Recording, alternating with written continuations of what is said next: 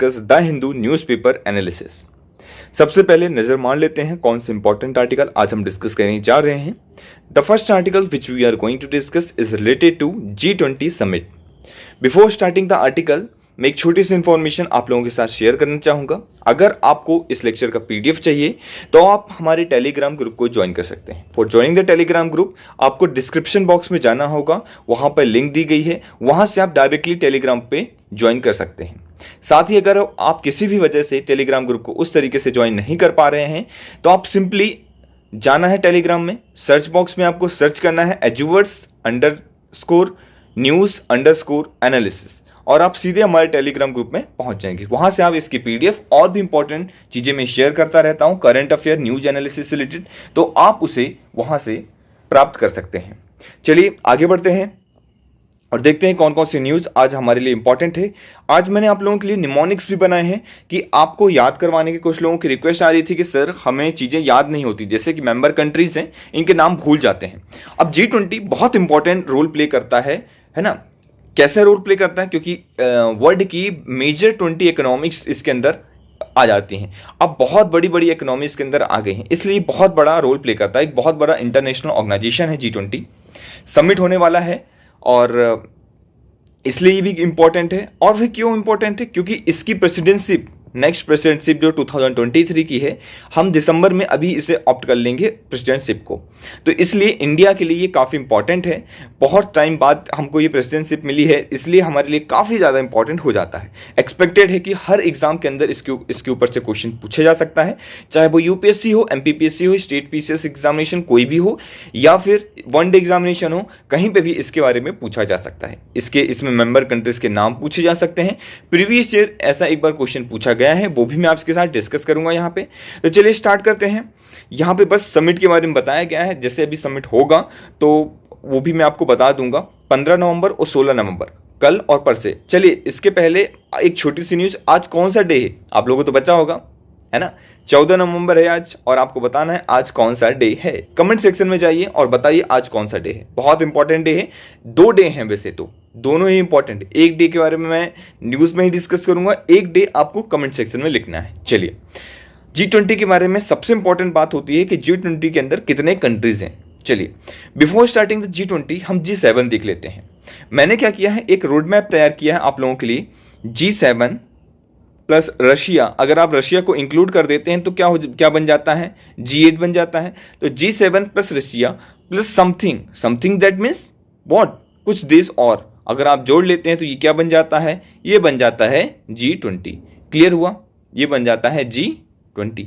अब इसके पहले कि हम आगे बढ़ें, मैं आपको G7 के नाम याद करवा देता हूं। जूस गर्लफ्रेंड, GFJUICE, आपकी गर्लफ्रेंड आपसे जूस डिमांड कर रही है, ऐसा कह लीजिए।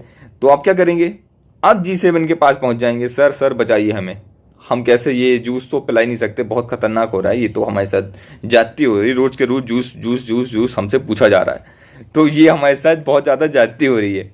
तो इसलिए हम पहुंच जाएंगे कहाँ पे, G7 के पास, और G7 कंट्रीज फिर उसका फैसला करेंगे कि क्या जूस को पिलाया जाए या उसे छोड़ दिया जाए।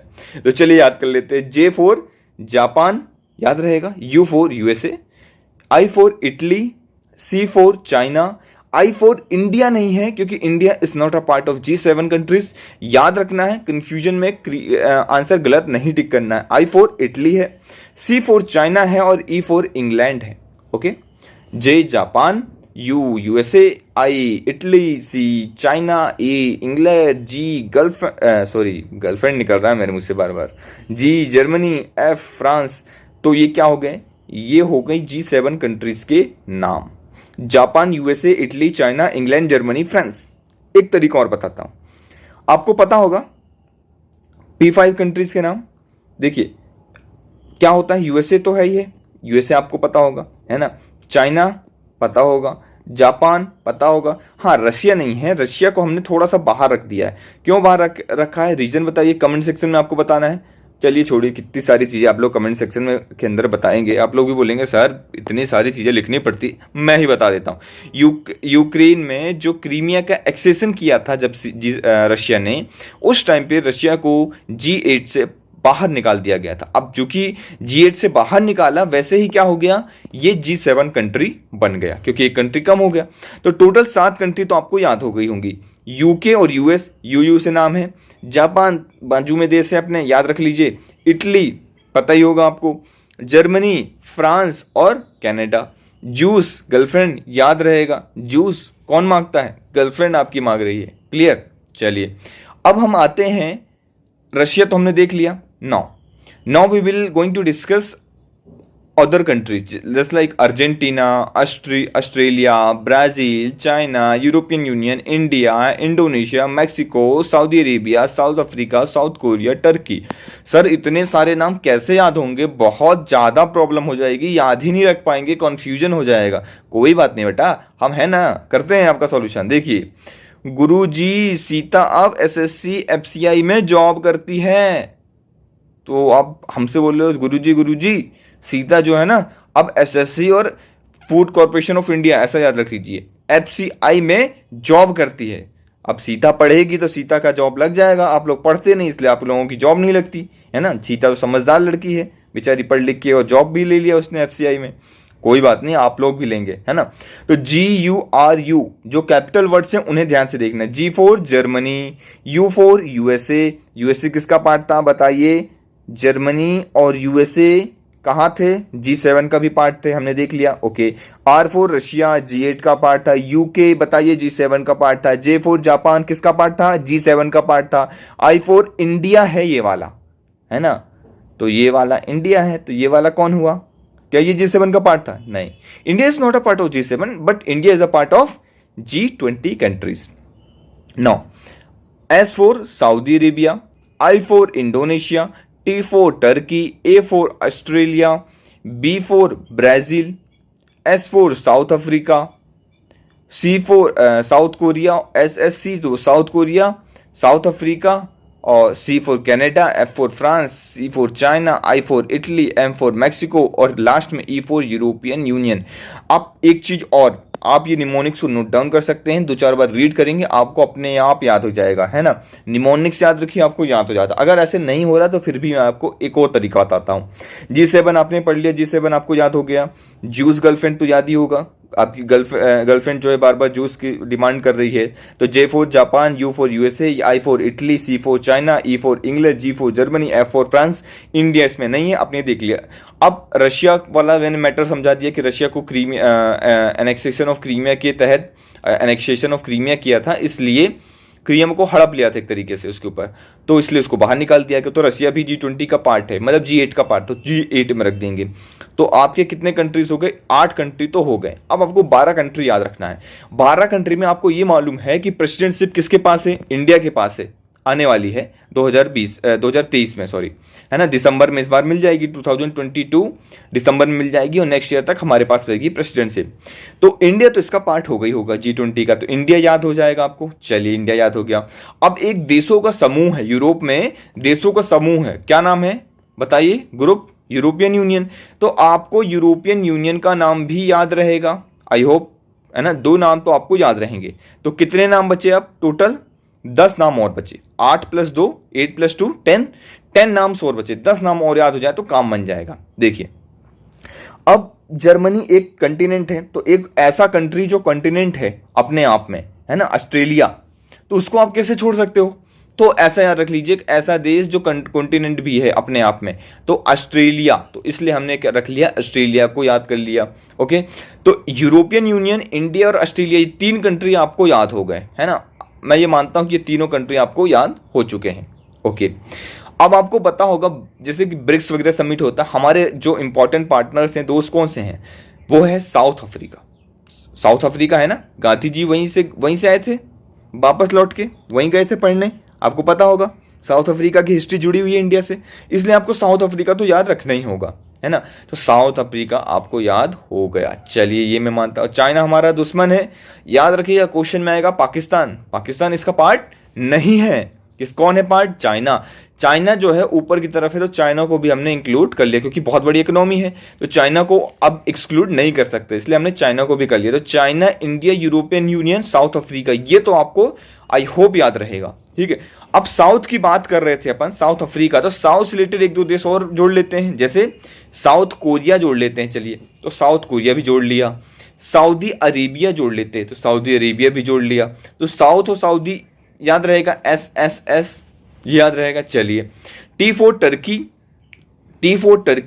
B for Brazil. अब बताइए सबसे ज्यादा पेड़ कहाँ पे है? ब्राजील के अंदर है, अमेजोन का रेन फॉरेस्ट है, इतना बड़ा फॉरेस्ट है। अब जिसके पास इतनी बड़ी फॉरेस्ट है उसको तो G20 से बाहर रख ही नहीं सकते, है ना, बहुत बड़ी संपत्ति एक तरीके से उसके पास नेचुरल, इसलिए हमने ब्राजील को भी इंक्लूड कर लिया, है ना। अब एक बचा है अर्जेंटीना और इंडोनेशिया। अब ये छोटे छोटे देश हैं तो इनको छोटे देशों को भी रखना पड़ेगा, तो हमने अर्जेंटीना, इंडोनेशिया और मैक्सिको, ये तीन याद रखने पड़ेंगे आपको। अर्जेंटीना, इंडोनेशिया और मैक्सिको, इन तीनों को भी हमने इंक्लूड कर लिया।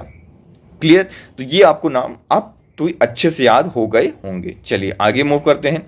एक छोटी सी इंफॉर्मेशन, अगर आप लोग मेरे साथ जुड़ना चाहते हैं तो आप मुझसे जुड़ सकते हैं। आप मुझे डायरेक्टली इंस्टाग्राम के अंदर फॉलो कर सकते हैं और आप उसे डायरेक्ट कांटेक्ट भी कर सकते हैं। कोई भी आपकी प्रॉब्लम हो रही है ना, एग्जाम से रिलेटेड प्रॉब्लम है या फिर आपकी कोई भी सब्जेक्ट से रिलेटेड प्रॉब्लम है या फिर पर्सनल इश्यूज भी हैं, तो आप हमें बताइए, हम कोशिश करेंगे सॉल्व करने की। हमारी टीम बैठी हुई है तो वो टीम भी कोशिश करेगी सॉल्व करने की।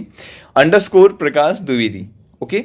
तो आपको ये याद रखना है, जाके इंस्टाग्राम में सर्च करना है। इवन मैं लिंक दे दूंगा नीचे डिस्क्रिप्शन बॉक्स में, वहां से भी आप डायरेक्टली मुझे फॉलो कर सकते हैं, ओके। चलिए आगे बढ़ते हैं हम विदाउट एनी डिले और एक क्वेश्चन देखते हैं, है ना। एक प्रीवियस ईयर क्वेश्चन को जरूर देखना चाहिए हमें। यूपीएससी सिविल सर्विसेज एग्जामिनेशन ये क्वेश्चन पूछा गया था, in which one of the following group are all the 4 countries member G20, जिसमें से 4 कंट्रीज के नाम दिए हैं। अभी हमने नाम याद किए हैं। अगर आप इसका क्वेश्चन का आंसर दे के कमेंट सेक्शन में बता पाते हैं तो मैं ये मानूंगा कि आप लोगों को चीजें याद हो गई होंगी। बताइए, इसमें से 4 कंट्रीज हैं, 4 कंट्रीज मेंबर हैं G20 के अंदर, कौन कौन सी हैं? Option A Argentina, Mexico, South Africa and Turkey. Option B Australia, Canada, Malaysia, New Zealand. क्या न्यूजीलैंड ऐसा देखा हमने? नहीं। मलेशिया नहीं देखा, कनाडा हमने सुना ही नहीं, कट कर दो। ब्राजील, सर ब्राजील था। ईरान नहीं था सर, ईरान तो था ही नहीं। क्या नहीं था? अब ये क्लियर हो रहा है ना, ऐसा याद हो रहा होगा कि हाँ सर ये नहीं था, इसको भी हटा दो। वियतनाम वगैरह भी नहीं था। सऊदी अरेबिया था। अब देखिए ना, हर ऑप्शन से आप निकाल पाएंगे कौन सा था कौन सा नहीं था। जापान था क्या? जी हाँ, जापान था। साउथ कोरिया था क्या? साउथ वाले 3 याद कर रहे थे, साउथ कोरिया, साउथ अफ्रीका और सऊदी अरेबिया, SS है ना, याद हो गया। तो साउथ कोरिया तो था, बट सिंगापुर नहीं था, हटा दीजिए इसको भी। कौन सा बचा? पहला वाला अर्जेंटीना था, ठीक है। मैंने बताया था छोटे छोटे देश भी याद करना, उसमें अर्जेंटीना, मैक्सिको और टर्की थे। ए जैसे एटीएम करो, पेटीएम नहीं, एटीएम करो, ऐसे याद कर लीजिए। अर्जेंटीना, मैक्सिको, एटीएम करो, अर्जेंटीना, मैक्सिको, टर्की भी याद कर लो। आप लोगों को याद हो गया होगा, मैं मानता हूं। इसके बाद आपको कभी जीवन में अगर आप रिवाइज नहीं भी करेंगे ना तो भी यह याद रहेगा। अब आपको मेरे को ये ट्यून सुनाई देगी। अब जब एग्जाम के अंदर बैठेंगे ना, क्वेश्चन आएगा तो आपको सुनाई करेगा, एटीएम करो, अर्जेंटीना, मैक्सिको करो, याद करो, और टर्की को भी साउथ में याद कर लो। साउथ वाले कौन से? साउथ अफ्रीका, और कौन था? सऊदी अरेबिया, और कौन था? South Korea. 3 साउथ वाले याद हो गए। G7 हमने याद ही कर लिए हैं। इंडिया पार्ट रहेगा ही उसका, हमने देखा ये प्रेसिडेंटशिप है। इंडिया के साथ चाइना को ले ही लो, है ना। बेचारा छोटा देश, छोटा भाई अपना, है ना, ऐसा नहीं है, छोटा ही है, अपने से बड़ा तो ही नहीं सकता, साले को होने नहीं देंगे, टेंशन मत लो अपने, है ना। तो चाइना हो गया, इंडिया हो गया, चाइना हो गया, और कौन हो गया? और बताओ, सोचो। इंडिया हो गया और चाइना हो गया। ब्राजील, सबसे ज्यादा पेड़ पौधे, ब्राजील इंपॉर्टेंट हो जाता है ना।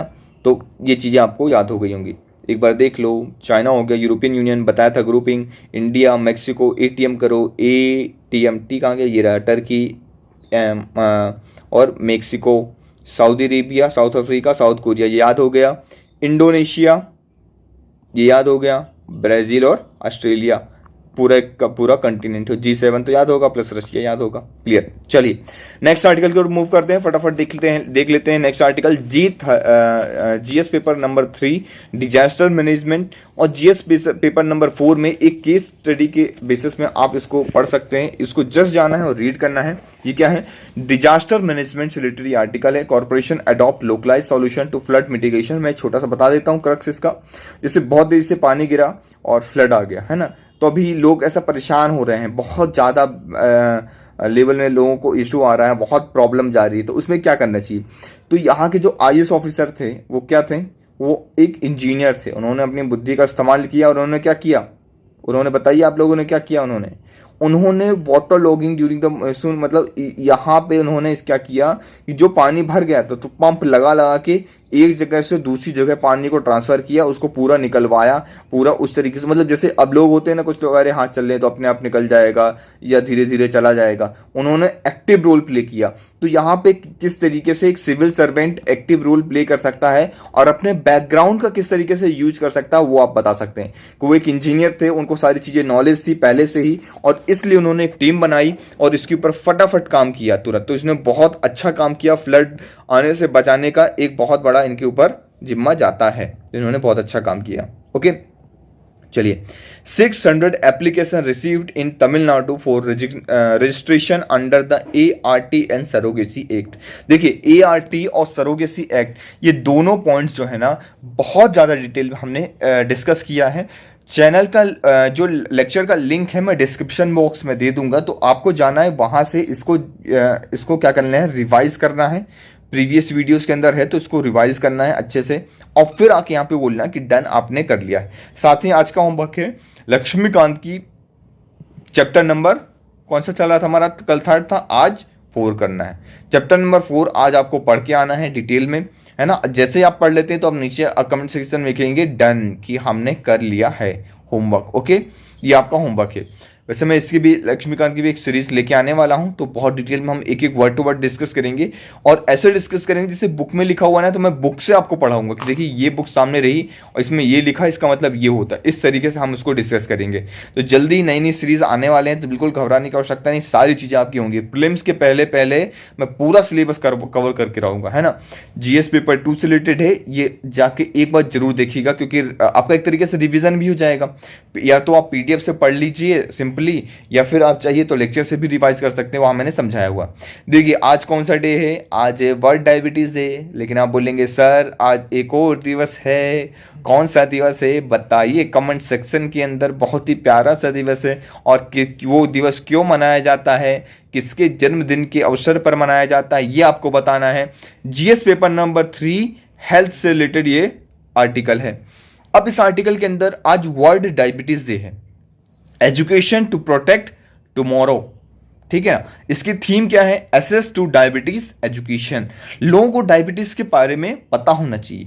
तो ये मेरा और आपका भी फर्ज बनता है कि मैं ज्यादा, जैसे मेरा फर्ज बनता है कि मैं आप लोगों को बताऊं, और आप लोगों का फर्ज बनता है कि आप लोग अपने आसपास के लोगों को और जितना हो सके लोगों तक एजुकेट कीजिए, है ना। जो नॉलेज आप यहां से ले रहे हैं, आप जाके हर कहीं जहां जहां आप कर सकते हैं वहां लोगों को फैलाइए इस नॉलेज को।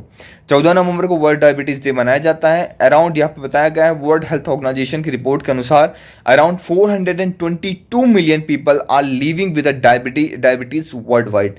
पूरी दुनिया के अंदर लगभग 422 लोगों को डायबिटीज के शिकार है ना। तो ये बहुत बड़ी संख्या होती है, इसलिए बहुत ज्यादा एक प्रोबेबिलिटिक सिचुएशन जो हमें डील करना है।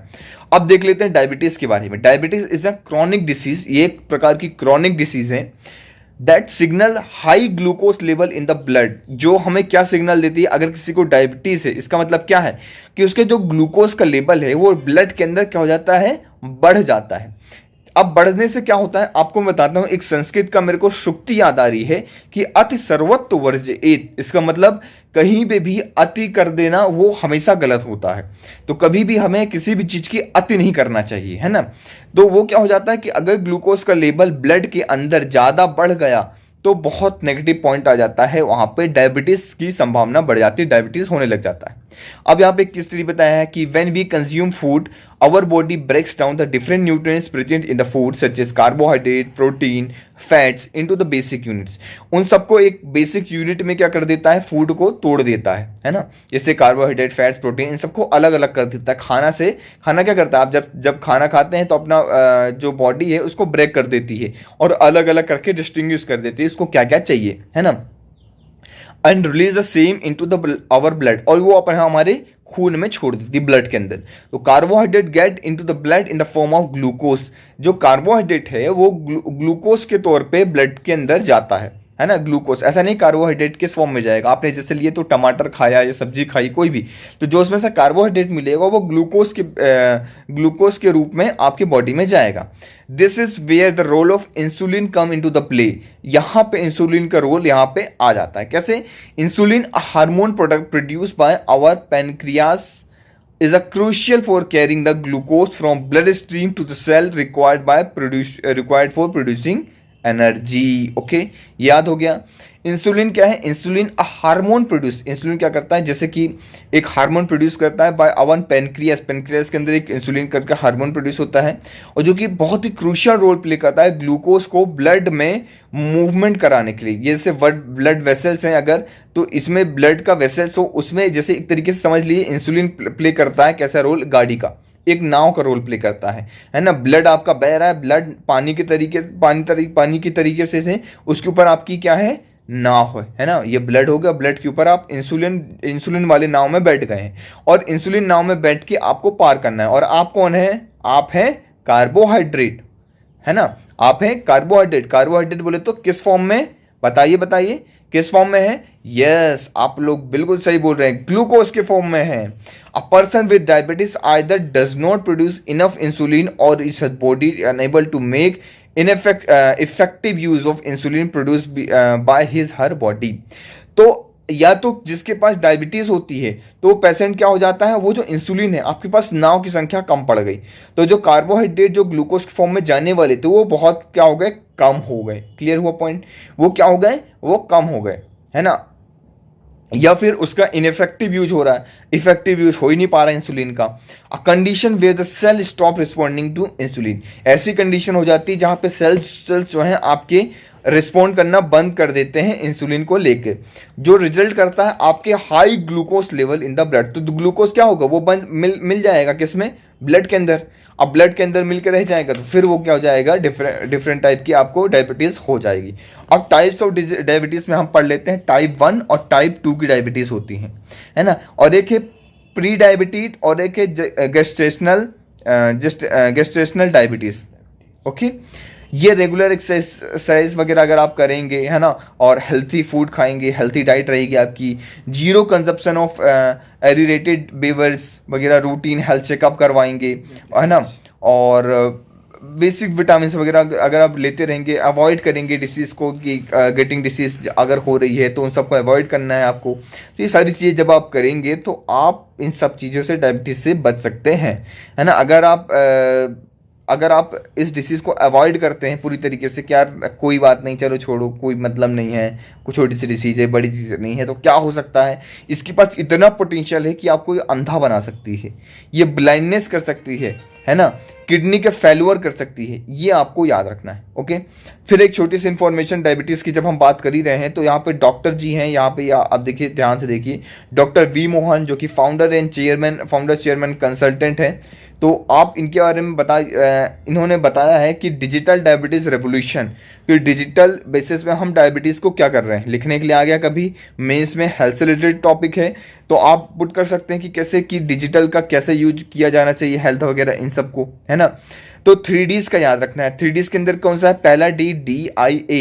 DIA क्या है? एक चैट बॉट है। DIALA मतलब पेशेंट फ्रेंडली मोबाइल ऐप है। पेशेंट फ्रेंडली क्या है? मोबाइल ऐप है, ये आपको याद रखना है।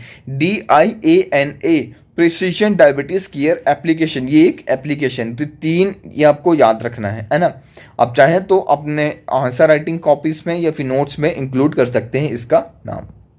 ओके, आई होप चीजें क्लियर हो रही होंगी आपको। देखिए नेक्स्ट जो आर्टिकल है हमारा वो है ज्योग्राफी से रिलेटेड, GS पेपर 1 से ये रिलेट करता है।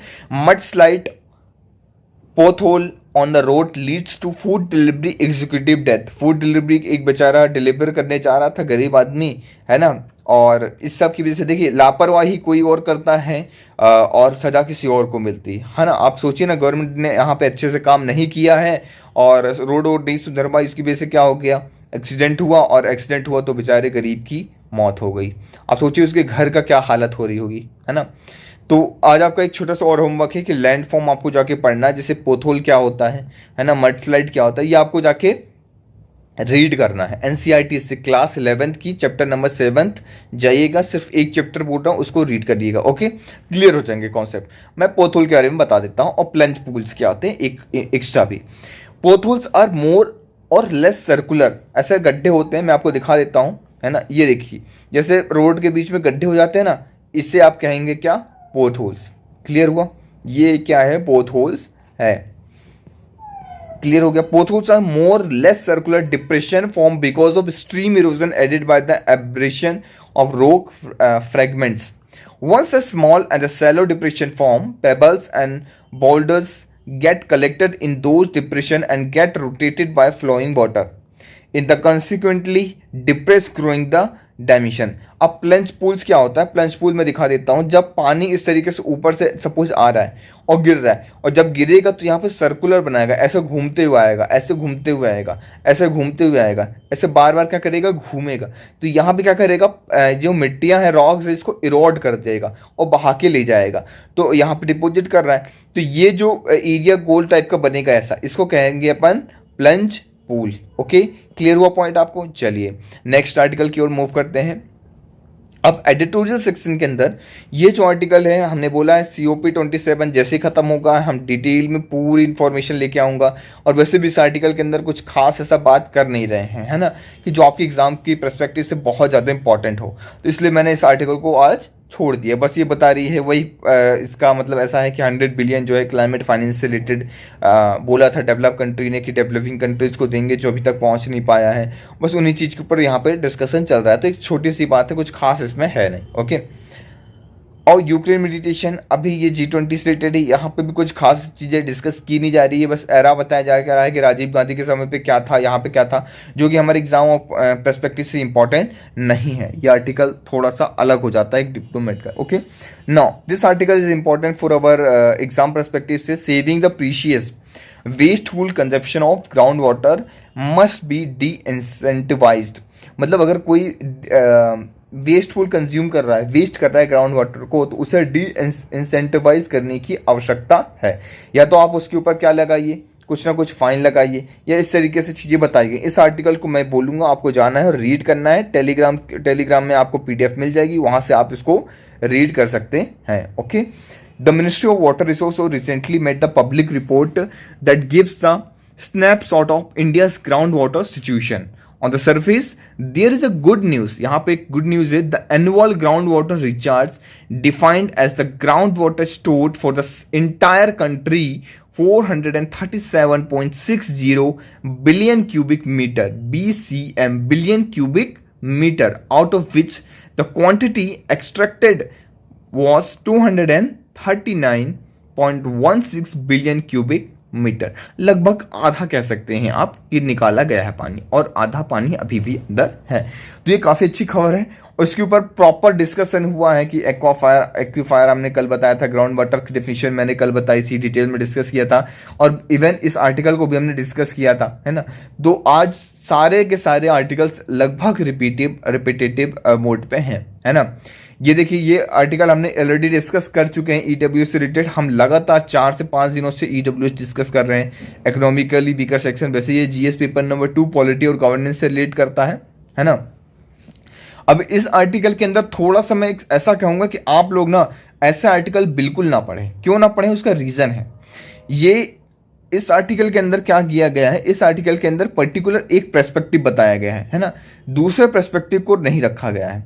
मतलब हमें वैसा आर्टिकल इंपॉर्टेंट है हमारे एग्जाम पॉइंट ऑफ व्यू से, इवन की जो हमारे थिंकिंग को हर डायमेंशन में सोचने के लिए मजबूर कर दे, है ना। तो ऐसा आर्टिकल हमको पढ़ना, ना कि ऐसा कि सिर्फ हम एक डायमेंशन में सोच रहे हैं, बस वहां सोच के रह जाए, खत्म। ये नहीं करना है अपने को, है ना, ये आपको याद रखना है। ओके, क्लियर हुआ बात। चलिए इसमें जनरली एक डायमेंशन ले लिया है और बाइस्ड हो गए, मतलब एक तरीके से आप इसे कह सकते हैं this is a biased article, तो ये बाइस्ड है ना, तो ये आर्टिकल हमारे लिए इंपॉर्टेंट नहीं है। चलिए अब एक रिपोर्ट आप देख लीजिए, आप चाहें तो जस्ट नज़र मारना है आपके लिए ऐसे ही कि गुजरात रिपोर्ट कार्ड आए थे गुजरात के अंदर कि किस जगह पे क्या इंडिकेटर्स हैं। आप वैसे चाहें तो अगर आपको कंपैरिजन करना है तो आप इसका यूज़ कर सकते हैं अपने आंसर राइटिंग के अंदर कि गुजरात में ये चीज़ अच्छी है, ये बुरी है, ये ऐसा है वैसा है, इस या फिर आप गुजरात से हैं और गुजरात पीसीएस दे रहे हैं, तब आपके लिए इंपॉर्टेंट हो जाता है कि percentage of women who ever attended school वो कितना है, गुजरात की रैंक कितनी है 30 में से, वैल्यू कितनी दी गई है, नंबर कितने मिले, चेंज फ्रॉम द 2015-16 से कितना चेंज हुआ है, वैल्यू कितनी है, गुजरात की रैंक यहाँ पे 2015-16 में कितना है, 2005-7 में कितना था, ये प्रॉपर सारी चीज़ें बताई, under weight, wastage, stunted, infant mortality rate, है ना, वुमेन एज कितनी है, हाउस होल्ड पॉपुलेशन, ये सारी चीज़ें यहाँ पे बताई गई हैं। तो एक बार जस्ट आपको नज़र मान रहा है ना, it's depends on you. Okay, G20 का समिट है, हमें फोकस करना चाहिए फूड और एनर्जी सिक्योरिटी के अंदर, ये आपको याद रखना है। देखिए पहली बार ऐसा हुआ कि हिमाचल प्रदेश रिकॉर्ड्स सबसे ज़्यादा high 75.6% voter turnout beats 2017 figure. तो 2017 का जो फिगर था वो उसको हरा के हम बीट करके आगे आए हैं। क्या आगे आए हैं कि हमने जो 75.6% जो है वोटर टर्नआउट किया है, वोटिंग हुई है, तो बहुत अच्छा हमारे लिए है कि एक तरीके से ट्रू डेमोक्रेसी की तरफ या हम तेज़ी से बढ़ रहे हैं। एक्चुअल डेमोक्रेसी तभी होगी ना जब सभी लोग पार्टिसिपेट करेंगी, है ना। तो आप इसको यूज कर सकते हैं, इस डेटा को अपने आर्टिकल्स, अपने नोट्स के अंदर, अपने आंसर राइटिंग के अंदर कि किस तरीके से वोटिंग बिहेवियर जो है चेंज हो रहा है, लोग आगे निकल के आ रहे हैं, वोटिंग कर रहे हैं अलग अलग इलाकों से, इवन इतनी कठिन परिस्थिति में भी लोग वोटिंग करने जा रहे हैं। क्लियर हो गया। चलिए ये चीज़ देख लिया। अब COP 20 सेशन हमने बताया था कि हम डिस्कस करेंगे इसको जब ये प्रॉपर आएगा, है ना, खत्म होने के बाद इसको डिस्कस करेंगे। चलिए एक छोटी सी चीज़ आपको मैं और बता देता हूँ, जैसे यहाँ पे why has France ended its military operation in Sahel. वैसे तो ये इतना खास इंपॉर्टेंट नहीं है एग्जाम परस्पेक्टिव से, बट साहेल रीजन इंपॉर्टेंट हो जाता है ना। तो साहेल रीजन क्या है ये आपको मैं बता देता हूँ, आप ध्यान से देखिए। ये जो गेरुआ कलर का जो कलर आपको दिख रहा होगा वो साहिल रीजन है, ऑरेंज कलर का, है ना। इस साहिल रीजन के अंदर क्या होता है, इस साहिल रीजन के अंदर एक तरीके से बीच का रीजन है। ये क्या है, येलो वाला और ग्रीन वाला दोनों अलग अलग है। साहिल रीजन के पहले साहिल वर्ड का मतलब होता है कोस्ट शोर। ओके, क्या मतलब होता है, कोस्ट शोर। और ये जो येलो रीजन है, येलो रीजन का क्या मतलब होता है, चलिए बताइए। ये डेजर्ट है, यहाँ पे सहारन डेजर्ट है ना, बहुत बड़ा। इस डेजर्ट को रोकने के लिए क्या किया जा रहा है, यहाँ पे एक मतलब एक तरीके से बहुत सारे पेड़ लगाए जा रहे हैं, ग्रीन कॉरिडोर बनाया जा रहा है। इंडिया के अंदर भी ये चीज़ की जा रही है ना। तो इंडिया के अंदर भी ये चीज़ की जा रही है। इंपॉर्टेंट क्या है, साहिल कंट्रीज कौन कौन सी है, साहिल कंट्रीज के अंदर कौन कौन सी चीज़ें आती हैं वो आपको पता होना चाहिए। जैसे पहली कंट्री सेनेगल, आप ऐसे याद रखिए। वेस्ट टू ईस्ट हम याद रखने की कोशिश कर रहे हैं, है ना। तो अब देखिए मैं आपको बिल्कुल याद करवा दूंगा तुरंत, जो भी चीज़ें मैं यहीं पे याद करवाऊंगा आपको, है ना। देखिए स्टार्ट हो रहे हैं, अपन स्टार्ट कर रहे हैं तो एस नाम आएगा, और एंड कर रहे हैं तो ई नाम आएगा, है ना। स्टार्टिंग में ई ऐसा आएगा और एंडिंग में ई आएगा। तो एंडिंग में कौन सा ई है बताइए, इरिटिका और इथोपिया दोनों साथ में है, तो दो याद हो गए, इरिटिका और यूथोपिया। क्लियर हो गया। स्टार्ट कर रहे हैं तो किससे नाम आना चाहिए, एस से नाम आना चाहिए, है ना। तो एस से नाम क्या है, सेनेगल, सेनेगल याद रखना है नाम। क्लियर हो गया, सेनेगल याद रहेगा। लास्ट में दो डबल ई है, दो बार एंड कर रहे हैं अपन, कंट्रीज के नाम याद कर रहे हैं, तो क्या है, इरिटिका और यूथोपिया। क्लियर हो गया। अब मैंने अभी आपको पढ़ाया है तो कहाँ पहले क्या बताया, स्टार्ट, फिर बताया एंड। तो आप याद रख सकते हैं यूथोपिया के पहले जो दो कंट्रीज है वो है साउथ सूडान और सूडान। सूडान याद रखिएगा, एक ऊपर वाला सूडान हो गया नॉर्मल, और एक साउथ सूडान हो गया। तो एक एस शुरू में है और एक लास्ट सेकंड में है एस, मतलब एक नहीं दो, तो ये दो चार और एक 5 कंट्रीज के नाम तो आपको याद हो गए। क्लियर। चलिए फिर है मोरिटेनिया, मोरिटेनिया याद रहेगा आपको। माली याद रहेगा, डबल एम स्टार्टिंग में, ठीक है। एस के बाद डबल एम, जैसे ई के बाद डबल एस है, ऐसे एस के बाद डबल एम है ना। डबल डबल आपको याद रखने का, दो सिंगल सेंटेंस वाले थे, तो मॉरिशियस माली याद रहेगा। फिर फिर से डबल आ जाता है। सर ये क्या कर रहे हो आपने, तो डबल रोल बिल्कुल कितने सारे हो गए। तो यही तो कॉन्सेप्ट है, यही तो याद करना है अपने को, भूलना नहीं है। आप बिल्कुल ऐसे याद रखेंगे जैसे पिक्चराइजेशन, मेरी बातें बिल्कुल पिक्चराइज हो जाएंगी आपको। नाइगर, नाइजर और नाइजीरिया, नाम से समझ रहे हो, नाइजर और नाइजीरिया, नाइजर और नाइजीरिया, बार बार रिपीट करना। बीच में चांद, गली में आज चांद निकला, तो इन दोनों की गली में क्या निकला, चांद निकला। ध्यान से देखिए, नाइजीरिया और सूडान, सूडान इधर है, सूडान, सूडान के साथ साउथ सूडान, याद रहेगा, है ना। एक बार फिर से रिपीट करता हूं मैं, स्टार्ट कर रहे हैं तो ऐसे आएगा, तो सेनेगल, है ना। स्टार्ट कर रहे हैं तो किससे नाम होना चाहिए, ऐसे, तो सेनेगल नाम हो, याद रखोगे। अब एंड कर रहे हैं तो किससे नाम होना चाहिए, ई से होना चाहिए। तो कौन कौन से रहेगा, दो लिख लेते हैं, है ना। एंड में तो अपन ज्यादा काम करते हैं ना, जैसे एंड में ज्यादा स्कोर करते हैं अपन, लास्ट में हमारी अच्छी पढ़ाई होती है जब एग्जाम पास में आते हैं, तो दो रख लेते हैं, एक रिटिका और एक यूथोपिया। चलिए ये हो गया। अब सेनेगल हमने स्टार्ट किया था, तो सेनेगल के बाद हमने डबल रोल की लड़ियां लगा दी। डबल रोल दो प्रकार के, एक डबल एम याद रखना है, मॉरिशस और माली। अब जब यहां पे स्टार्टिंग में डबल एम है, तो लास्ट के में भी तो डबल होना चाहिए। तो एक तो हमने शुरू कर दिया, इरिटिका और इथियोपिया, डबल ई हो ही गया। फिर एक साउथ सूडान और एक साउथ सूडान, याद रहेगा। फिर चलिए शुरू से आते हैं, स्टार्टिंग से, माली के बाद फिर डबल एन आ जाएगा, एम आया तो फिर एन तो आएगा, एम एन, याद रहेगा, पास पास डबल एम डबल एन, तो नाइजर और नाइजीरिया याद रहेगा। अब इनके बीच में क्या बचा, इन सब के बीच में चांद निकल गया, गली में आज चांद निकला, तो इनकी गली में कौन निकल के आ गया, चांद, तो चड, आपको याद रहेगा। तो आई होप क्लियर हो रही होंगी चीजें, है ना। वहीं पे लेक्चर में आपको याद हो गई होंगी ना चीजें, है ना। मैं आशा करता हूं आपको सारी चीजें याद हो गई होंगी। सेनेगल, एक बार रिपीट कर लेते हैं, सेनेगल, मॉरिशस, माली, है ना। वेस्ट टू ईस्ट याद करते हैं, वेस्ट टू ईस्ट, है ना। जैसे क्वेश्चन आ जाए तो आप लोग घबराएं ना। सेनेगल, मॉरिशस, माली, दो एम हो गए, दो एन आएंगे। अब नाइगर और नाइजीरिया, फिर चांद में तो निकल आता, चांद के बाद फिर सूडान आएगा, साउथ सूडान आ जाएगा, यूथोपिया और रिटिका। क्लियर हो गया, रिटिका और यूरोपिया। आई होप चीजें क्लियर हो रही होंगी आपको, और चीजें याद भी हो रही होंगी आपको। चलिए आगे मूव करते हैं हम।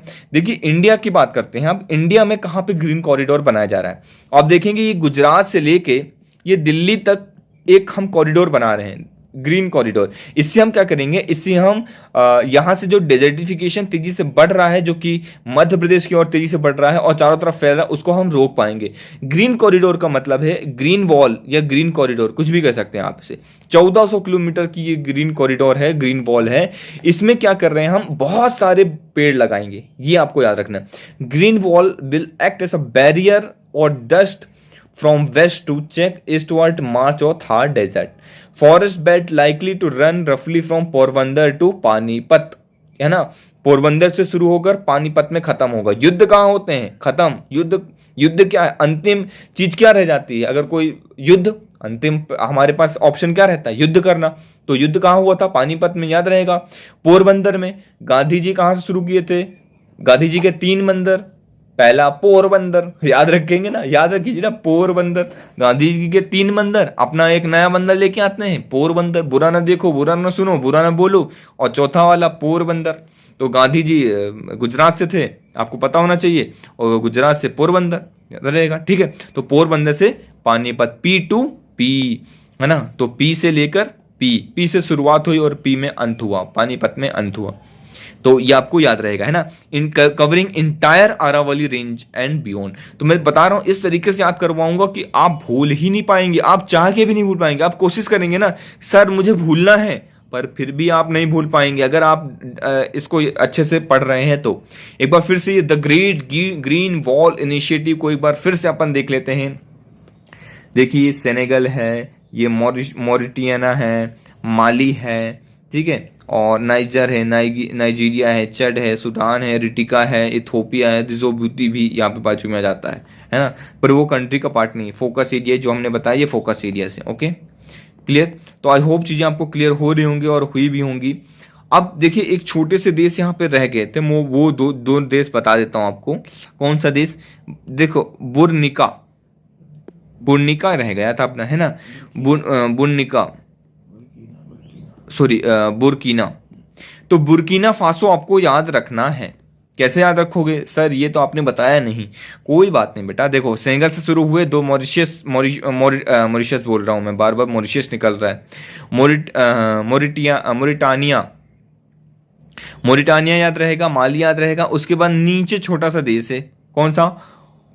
Burkina, Burkina Faso. इसमें मत फंसो, बुर्किना में मत फंसो। क्या करो, इसमें फंसे भी नहीं, इसलिए हमने ऐसा ये हमको भूल गए थे, तो हमने हमने फंसे ही नहीं इसमें, हम भूल गए, हम आगे निकल गए। आपको याद रहेगा ना, माली, इसके बाद नाइजीरिया, नाइगर, तो आप ऐसे निकल जाएंगे। आप इसमें फंसे ही नहीं, ऊपर निकल गए, तो फंसो ये याद रखना है ना। क्लियर हो गया? देखिए अगर हम भूल भी रहे हैं तो भी उसको भी हम अपना वो बना लेंगे, क्या पॉइंट बना लेंगे याद करने का। तो कुछ भी हो अपने को याद रखना है चीज़ें, इंपॉर्टेंट ये हमारे लिए, है ना। आई होप चीज़ें क्लियर हो रही होंगी आपको, और आप बहुत सारी चीज़ें याद भी करवा दिया मैंने आज। G20 के सभी नाम याद करवा दिए, G7 के नाम याद करवा दिए, और साहिल रीजन के नाम याद करवा दिए, है ना। तो ये सारी चीज़ें याद हो गई होंगी आपको, और कुछ हमने पॉइंट्स भी देख लिए हैं, है ना, अपने आर्टिकल्स भी देखे हैं, सारी चीज़ें हमने देख ली हैं।